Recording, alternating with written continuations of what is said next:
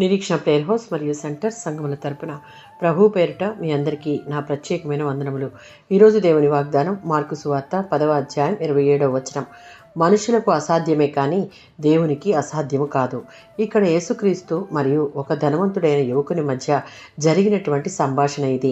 ఒక ధనవంతుడు యేసుక్రీస్తుని నిత్యజీవం పొందుటకు నేను ఏమి చేయాలి అని అడిగినప్పుడు యేసు అతనితో నీ సంపదను విడిచిపెట్టి తనను వెంబడించమని చెప్పిన పిదప సంపదపై ఉన్న మక్కువ చేత అతను దుఃఖంతో వెళ్ళిపోయాడు. దీని ద్వారా ధనవంతులకు దేవుని రాజ్యంలో ప్రవేశించడం కష్టం అని చెప్పినప్పుడు శిష్యులు ఆశ్చర్యపోయి అయితే ఎవరు రక్షింపబడగలరు అని అడిగిన సమయంలో యేసు వారికి మనుషులకు అసాధ్యమే కానీ దేవునికి సమస్తము సాధ్యం అని చెప్పినటువంటి సందర్భంలోనిది.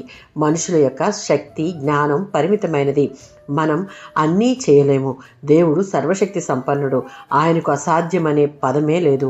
ఆయనకు అన్నీ సాధ్యమే. రక్షణ అనేది మన ప్రయత్నాలతో కాక దేవుని కృపతోనూ జరిగేటటువంటి ఒక గొప్ప కార్యం. మత్తయి సువార్త 19:26, లూకా సువార్త 18వ అధ్యాయం 27వ వచనం, ఇర్మియా గ్రంథం 32వ అధ్యాయం 17వ వచనములలో కూడా దేవునికి అసాధ్యమైనది ఏదీ లేదు అన్న వచనమే పునరావృతం అయిన దాన్ని బట్టి దేవుని యొక్క శక్తి సామర్థ్యం జ్ఞానము మానవ అంచనాలకు అందనదిగా వాక్యం సెలవిస్తూ ఉంది. మన శక్తి కంటే ఆయన శక్తి గొప్పది కనుక విశ్వాసులం దేవునిపైనే పూర్తిగా ఆధారపడాలి. ఏ పరిస్థితులలో నిరాశ చెందకుండా మనకు అసాధ్యమైనవన్నీ దేవునికే సాధ్యం అన్న విశ్వాసంతో మన సమస్యలను దేవునికి అప్పగించాలి.